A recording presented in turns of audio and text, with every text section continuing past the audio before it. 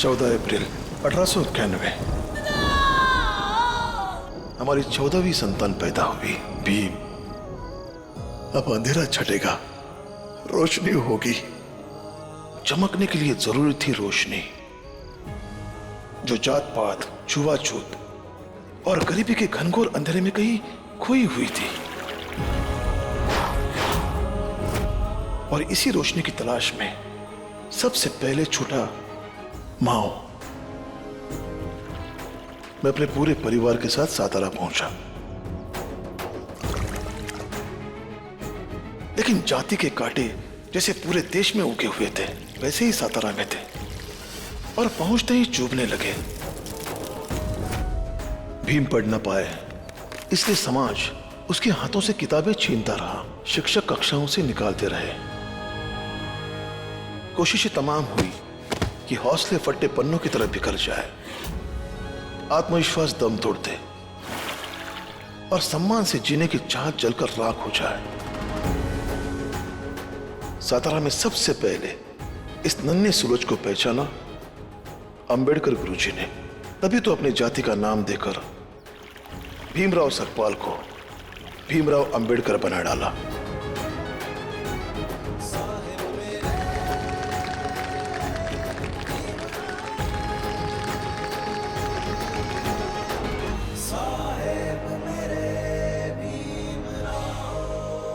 भीमराव के विचारों ने भी सातारा के लोगों को अपनी सोच बदलने को मजबूर कर दिया।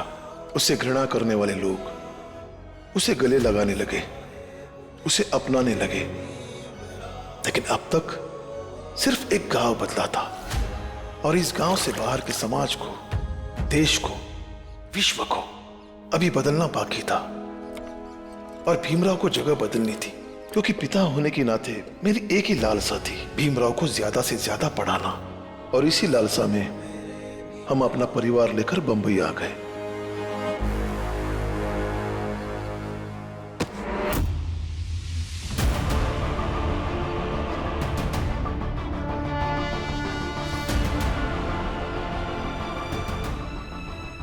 तुरंत इस कक्षा से बाहर निकल।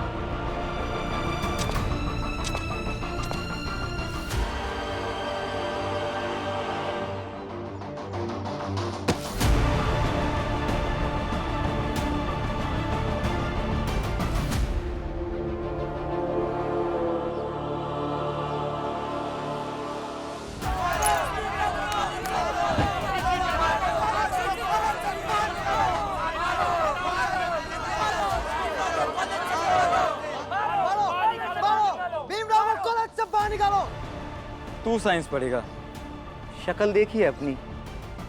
अब एक छोटी जात का व्यक्ति जिस माइक्रोस्कोप में अपनी आंख डालकर देखेगा, उसी माइक्रोस्कोप में मैं भी अपनी आंख डालकर देखूंगा। सच कहते हैं, छोटी जात के व्यक्ति ना हमारी पैर की जूती के बराबर होते हैं। इन्हें हमारे जूते की ही भाषा समझ में आती है।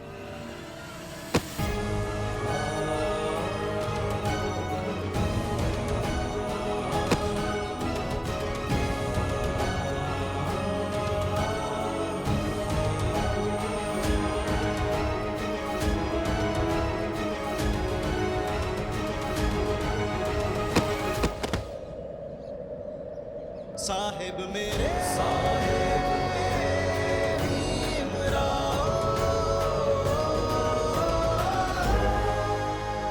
भीम, हम तुझे छोड़ेंगे नहीं। तेरी हिम्मत कैसे हुई जोशी को हाथ लगाने की? घेर लो इनको। चलो। खबरदार! अगर भीम को किसी ने हाथ भी लगाया तो कुछ ज्यादा ही बोल रहे हो तुम लोग। मुट्ठी भर हो, कब तक बचा लोगे इसे?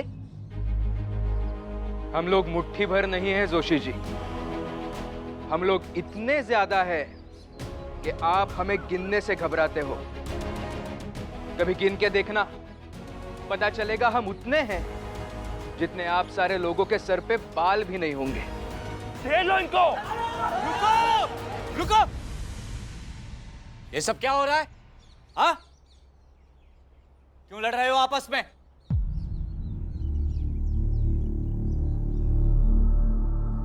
कोई बताएगा भी? गुरुजी, ये छोटी जाति का होकर साइंस पढ़ेगा। हम जिस माइक्रोस्कोप में आंख लगाकर देखेंगे उसमें ये भी अपनी आंख लगाएगा, हमारी टेबल पर बैठेगा, हमारी पवित्रता भंग करेगा। आप कीजिएगा गुरुजी, लेकिन ये कॉलेज है, कोई धर्मनाशक संस्थान नहीं। हमने पहले ही कहा था इस भीम को दाखिला मत दो। अगर लेना भी है तो इसे साइंस मत पढ़ने दो, लेकिन मेरी बात सुनी नहीं किसी ने। ये उचित नहीं है। ये कॉलेज सभी के लिए है। इसे धर्म जात से मत जोड़िए। क्यों ना जोड़े? ये सिर्फ 2-4 विद्यार्थी है और बाकी सैकड़ों ऊंची जाति के हैं जिनके बल पर हमारा कॉलेज चलता है। अगर इन 2-4 की वजह से बाकी सब लोगों ने कॉलेज आना बंद कर दिया तो कॉलेज टूट जाएगा, देख लेना। मेरे पास जो आएगा मैं सबको पढ़ाएगा। हाँ, लेकिन फिर साइंस ही क्यों? इतिहास और भूगोल क्यों नहीं? क्योंकि मैं जानना चाहता हूं कि इस ऊंच नीच का कोई वैज्ञानिक आधार भी है या फिर ये सब आप जैसे लोगों ने अपनी सुविधा के लिए बना के रखा है। कितनी ताज्जुब की बात है ना गुरुजी। पहले आपने मुझे संस्कृत नहीं पढ़ने दिया क्योंकि वो आपकी भाषा है, अगर मैं उसे पढ़ूंगा तो वह अशुद्ध हो जाएगी। और अब आप साइंस भी नहीं पढ़ने देना चाहते। आखिर पुरातन और आधुनिक दोनों से काट कर हमें बीच में क्यों रखना चाहते हैं आप? लेकिन इतिहास और भूगोल विषय नहीं है क्या? है ना। लेकिन इतिहास में हम अपने पूर्वजों की वीरता, उनका संघर्ष, उनका जीवन, उनकी उपलब्धियों को पढ़ते हैं, गर्व करते हैं और प्रेरित होते हैं। लेकिन मेरे जैसे के लिए आपके इतिहास में क्या रखा है? हम तो आपके इतिहास की किताबों में भी शर्मनाक जीवन जीने वाले लोग हैं।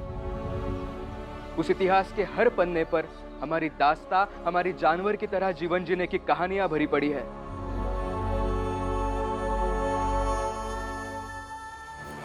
ये मटका देख रहे हो ना, ये इसलिए है ताकि हम जब ऊंची जाति वालों के मोहल्ले से गुजरे तो हमारा थूक उनकी जमीन पर ना गिरे।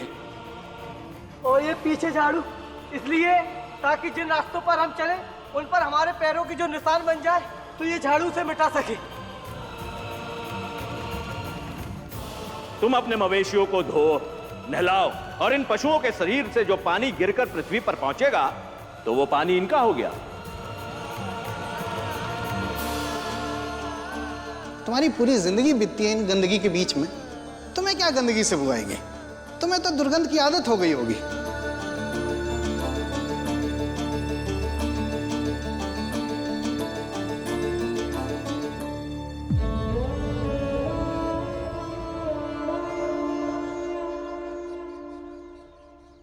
अब इससे हम गर्व करेंगे या प्रेरित होंगे कि सैकड़ों साल हम आपकी बनाई सामाजिक व्यवस्था में आपके गंदे कफ और थूक से भी बदतर जिंदगी जीने को अभिशप्त है।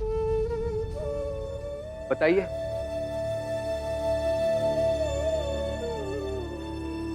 गुरुजी, राजा तो बदलते गए लेकिन हमारा जीवन कभी नहीं बदल पाया। ऐसे इतिहास को पढ़े हम, क्या मिलेगा हमें आपके इतिहास से? और उस भूगोल को पढ़ने से भी क्या मतलब गुरुजी जिसमें हमारी कोई जमीन ही नहीं हो? गुरुजी, सैकड़ों सालों में हमने अपने खून का कतरा कतरा बहा दिया आपकी सेवा में,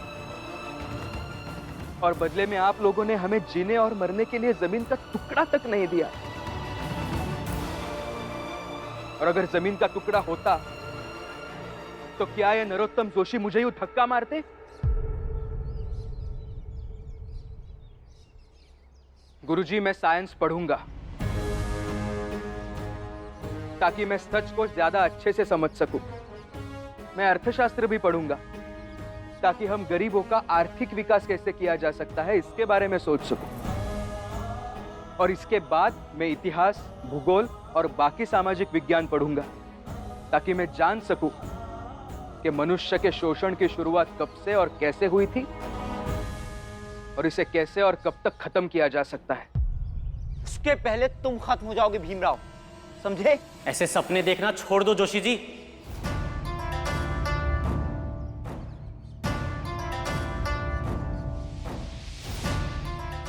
आनंद भैया, आप कब आए?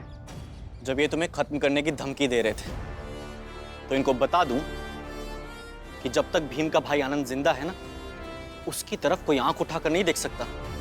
मैं हमेशा तुम्हारे साथ रहूं, और हमेशा साथ रहने का मतलब ये है कि मैं वो सब करूं जो तुम्हारे लिए अच्छा हो।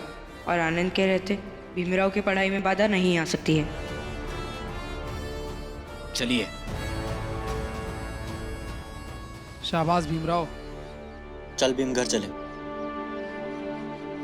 भीम, तुमने बहुत अच्छा काम किया। हाँ भीम, हम सभी को तुमसे बहुत हिम्मत मिलती है।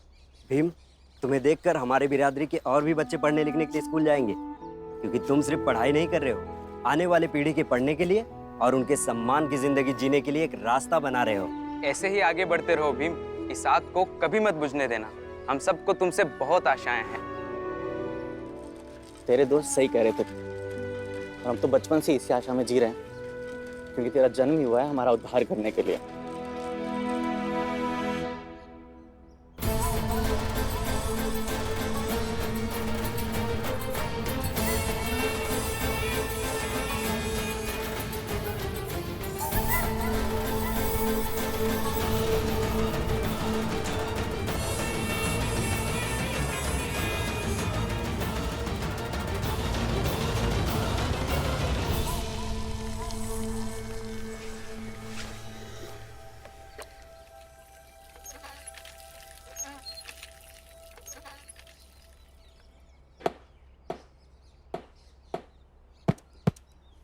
अरे क्या कर रहा है, लग जाएगा ना। अरे वो देखो, भीम भैया आ गए।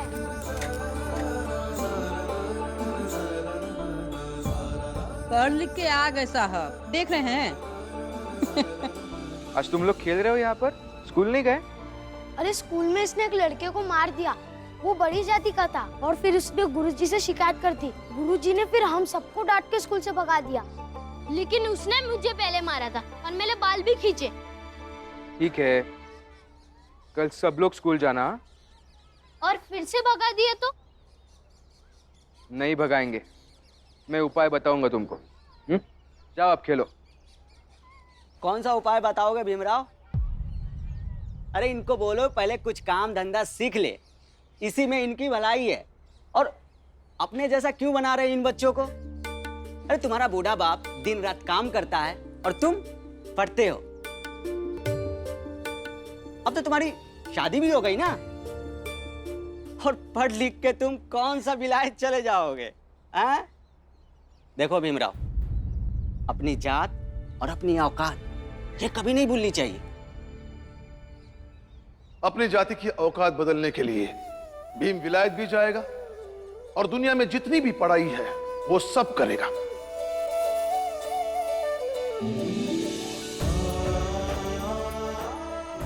बाबा, और अब रही बात बाप बूढ़ा होने की, तो इसका बाप अभी बूढ़ा नहीं हुआ है। और बच्चे कभी बाप के कंधे के बोझ नहीं होते, बल्कि हौसला होता है। आप क्या कह रहे थे? भीम की शादी हो गई तो क्या हुआ? आप इसे ऐसा समझिए कि तुलसा और मंजुला ब्याह होकर अपने अपने ससुराल चली गई, तो भीम और आनंद की पत्नियां दोनों यहां आ गई। मुझे बेटी की कमी खलने नहीं थी। क्या क्या बोलते रहते हो तुम दोनों बाप बेटे, मुझे तो कुछ समझ में नहीं आता है। मुझे माफ करो राम जी, माफ करो माफ करो। चल बेटा।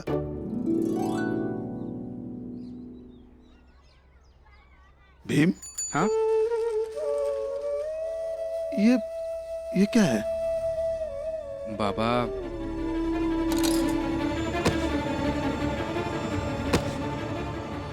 वो आज कॉलेज में। समझ गया, चल, लेकिन अपना ध्यान पढ़ाई से मत हटा देना।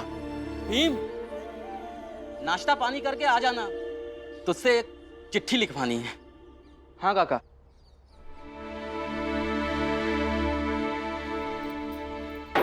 रमा चिंता मत करो, जब भीम भाऊ आए तो उनसे जो पूछना है पूछ लेना। रमा भाई, लो आ गए तुम्हारे पढ़ाकू पति। लो आ गए। अब खुद ही पूछ लो इनसे। क्या हुआ? क्या पूछना है? अब बेटे और बहू के बीच में मत बोलिए। इतने सालों में कभी मैंने कुछ सवाल नहीं किया आपसे, लेकिन आजकल की लड़कियां हमारे जैसी थोड़ी होती है। ससुराल में आए 4 दिन नहीं हुए कि 100 सवाल शुरू। नई नई इस घर में आई है तो 100 सवाल तो पूछेगी ना जीजा भाई। भाभी, क्या पूछना था रमाबाई को? अभी छोटी है, बहुत सी बातें उसे समझ में नहीं आती है। कहाँ है वो? रसोई में ही है।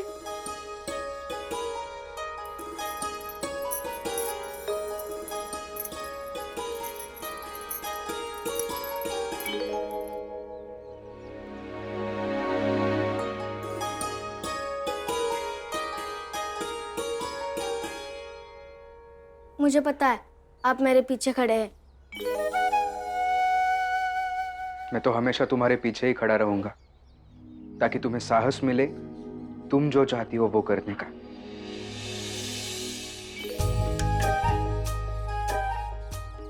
लेकिन आप क्या चाहते हैं? मतलब? मुझे कुछ समझ में नहीं आता। आप किस लिए इतनी पढ़ाई करते हैं?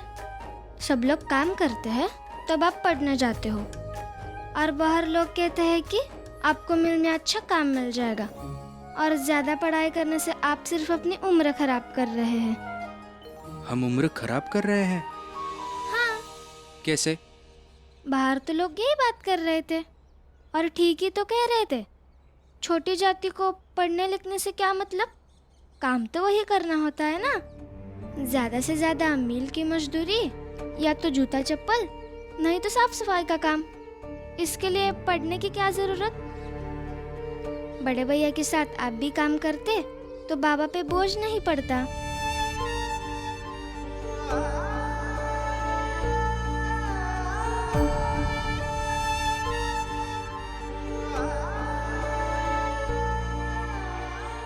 रमा, तुम्हें पता है हमारे बिरादरी के लोग सिर्फ जूते सिलना, मजदूरी करना या फिर साफ सफाई के काम ही क्यों करते हैं? क्यों? क्योंकि हमें पढ़ने ही नहीं दिया जाता है। इसका पढ़ने से क्या वास्ता?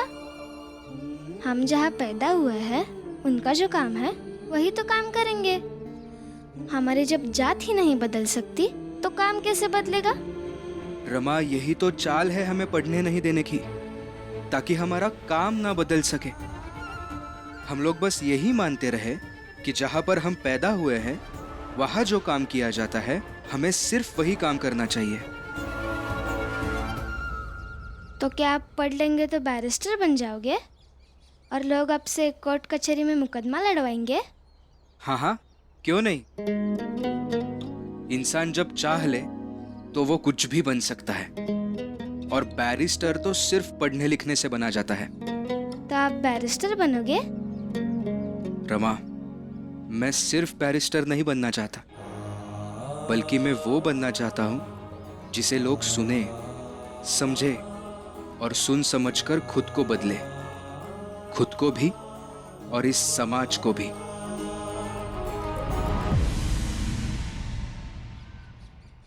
आपकी मंजुला दीदी कह रही थी कि आप बड़े होकर किताब लिखेंगे, और उस किताब में नए कायदे और कानून भी होंगे। उस किताब में एक बात जरूर लिखिएगा। कौन सी बात? यही कि पति को अपने पत्नी से ऐसी बातें नहीं करनी चाहिए जो उसे समझ में ही न आए।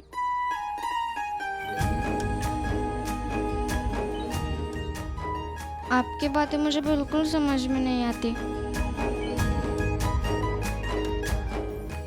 भीमराव, भीमराव जल्दी आओ। भीमराव।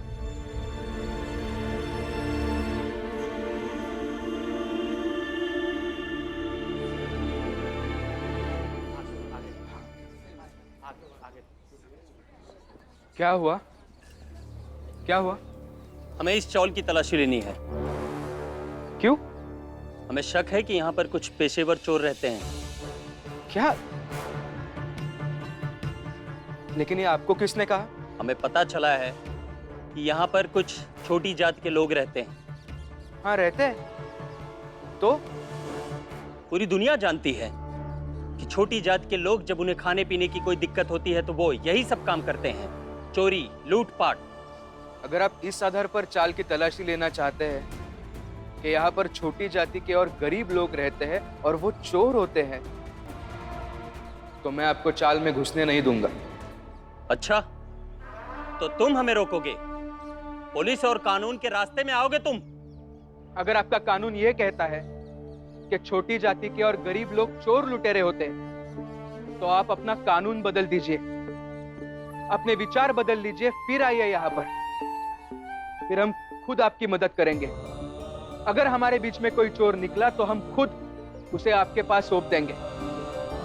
लेकिन अगर आप इस आधार पर हमें चोर लुटेरे बताएंगे कि हम गरीब और छोटी जात के हैं, तो हम आपको अंदर नहीं आने देंगे। तो मुझे तुम्हें गिरफ्तार करना पड़ेगा। ठीक है, कर लीजिए, लेकिन फिर भी आप अंदर नहीं जा पाएंगे, क्योंकि फिर हम रोकेंगे।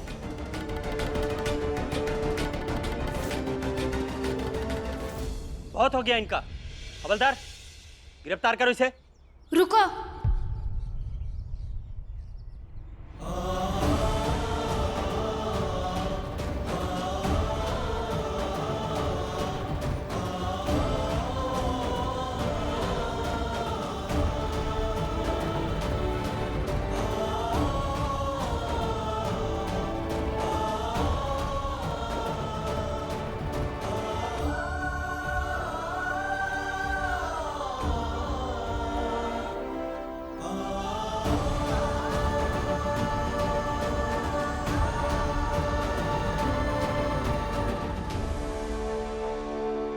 नहीं, मैं इन्हें जेल नहीं जाने दूंगी।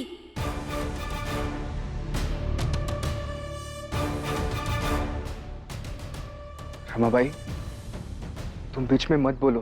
क्यों ना बोलूं? पत्नी हूँ आपकी। अगर आपको ये जेल ले जाएंगे तो उन्हें मुझे भी जेल ले जाना होगा।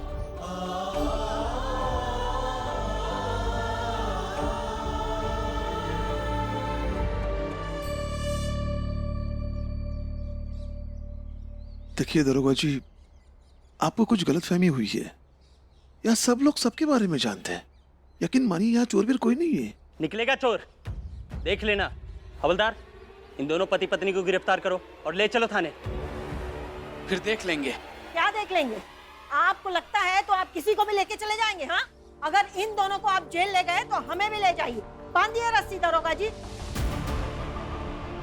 मुझे भी लेके चलिए दरोगा साहब, मैं भी चलूंगी। हम आओ चलेंगे दरोगा साहब। आइए, करिए गिरफ्तार। हमें भी ले चलिए, हम भी चलेंगे साथ। ऐसे कैसे ले जाएंगे आप हमारे भीम को? हम सबको भी साथ ले चलिए। ले चलिए मुझे। हम भी साथ लेंगे। ले चलिए। हमारे भीम को बोलो। हमारे साथ साथ में। दरोगा जी, इस चाल में ना हम सब जने बिहारी, गुजराती, मराठी सब जने साथ में रहते हैं, और भी जाने कौन कौन से जात का लोग रहते हैं। लेकिन एकरा मतलब ये नहीं है कि हम लोग अलग हैं। और यही बात भीमराव भी हम लोग को सिखाए हैं कि जात चाहे कौन हो, लेकिन हम सब जने एक हैं। करिए गिरफ्तार। आइए। अभी तो हमें कानून इसकी इजाजत नहीं देता कि मैं तुम सबको पकड़कर थाने ले जाऊं। लेकिन जिस दिन मुझे कोई सुराग मिला ना कि इस चौल में कोई चोर है, उस दिन उस चोर के साथ साथ तुम दोनों पति पत्नी को भी पकड़कर थाने ले जाऊंगा। चलो। दरोगा जी, मुझे नहीं पता मैंने सही किया या गलत, लेकिन मेरा विवाह हुआ है इनके साथ। मेरे पति का साथ मैं हमेशा देती रहूंगी, सुख में भी और दुख में भी। जीवन के हर उतार चढ़ाव में जैसे तुम मेरे साथ खड़ी रहती थी, वैसे ही भीमराव के साथ रमाबाई को खड़े हुए देखकर आज यकीन हो गया कि भीम की जीवन संगिनी के रूप में रमाबाई का चुनाव बिल्कुल सही है। बहुत बड़े बड़े ख्वाब मत देखो। ख्वाब नहीं है दरोगा जी, अब हमारे जीवन का संकल्प ही यही है कि एक दिन समाज में न्याय की सत्ता हो, जिसके आगे राजा और रंग दोनों बराबर हो।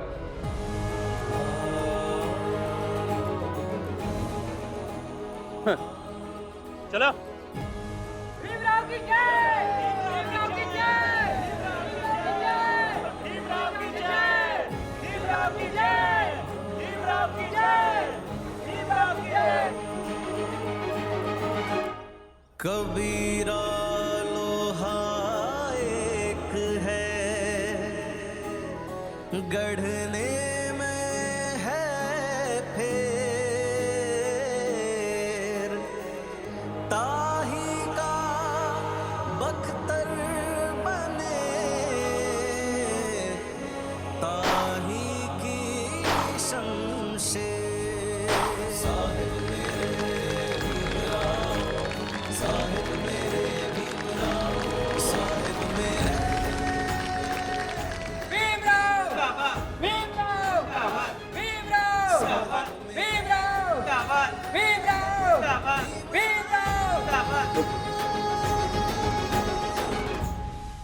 देखा आप लोगों ने, ये है एकता का परिणाम। आज अगर मैं अकेला होता तो दरोगा मेरे साथ मनमानी कर सकता था, या फिर आप में से कोई अकेला होता तब भी वो मनमानी कर सकता था, क्योंकि हमारी जाति को देखकर उसका मनमानी करने का आत्मविश्वास तो बढ़ ही जाता है। लेकिन आज हम सब साथ में थे, इसलिए दरोगा की मनमानी नहीं चल पाई। यही एकता हमारी जाति की ताकत है और ताकत रहेगी। आप सबका बहुत बहुत धन्यवाद। और रमाबाई, तुम्हारा भी धन्यवाद। आज तुमने जो किया है ना, वो साहस का काम था। आज तुम अपने पति के साथ जैसे खड़ी रही, वैसे ही जीवन भर सत्य के साथ अड़ीग खड़ी रहना। हाँ, ये तो है राम जी, कमाल की बहू लाए हो तुम। अरे भाऊ, कमाल की तो होगी ना, आखिर हरजाना भर के रमाबाई जैसी बहू लाए गए हैं। कौन करता है ऐसा कि पसंद की बहू लाने के लिए हरजाना भरे? अरे तो शौक से थोड़ी भरे थे हरजाना, कामिनी ने ऐसा किया था। क्यों राम जी?